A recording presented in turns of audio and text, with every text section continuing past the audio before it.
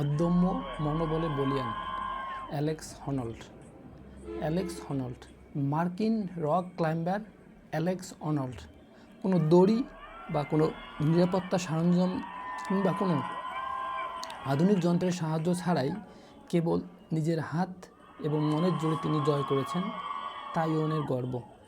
101 তলা বিল্ডিং আকাশচুম্বী তাইপের 101, 1667 ফুট উচ্চতায় এই খাড়া দেয়াল বেয়ে ওঠা মানে প্রতি সেকেন্ডে মৃত্যুর সাথে কোলাকুলি করা। এর চুল পরিমাণ হাত ফসকে যাওয়া মানেই নিশ্চিত মৃত্যু।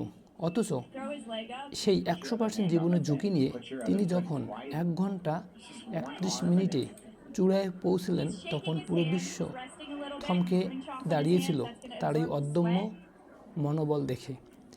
তিনি কেবল পেশি শক্তির নয়, বরং এটি হলো মানুষের অদম্য ধৈর্যের চূড়ান্ত পরীক্ষা।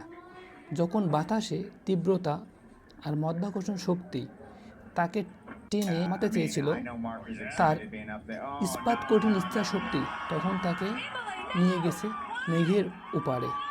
এই দুঃসাহস আমাদের শিখিয়ে দেয় যে ভয়কে জয় করতে পারলে মানুষ অসম্ভবকেও হাতের মুঠোয় আনতে পারে।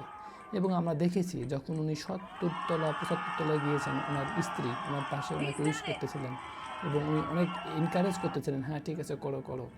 তো এই যে একটা আমাদের আমরা যে দেখলাম যে অ্যালেক্স হনল্ডের জীবন, যে উনি 12 বছর আগে উনি তাইওয়ানের ওইখানে গিয়ে উনি ভেবেছে যে আমি এটাতে একদিন উঠব।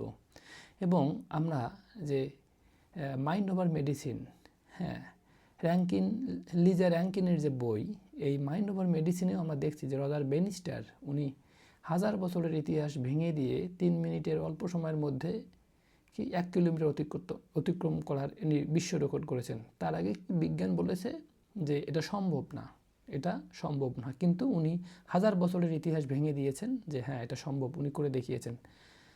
রাইট ব্রাদার্সের ক্ষেত্রেও আমরা দেখি যে উড়োজাহাজ আবিষ্কারের কাহিনী। তো আসলেই এই সময়ের খুবই অনুপ্রাণিত একটা ঘটনা যে অ্যালেক্স হনল্ড অদম্য মনোবলে বলীয়ান ব্যক্তি, ওনার জন্য অনেক শুভকামনা রইল।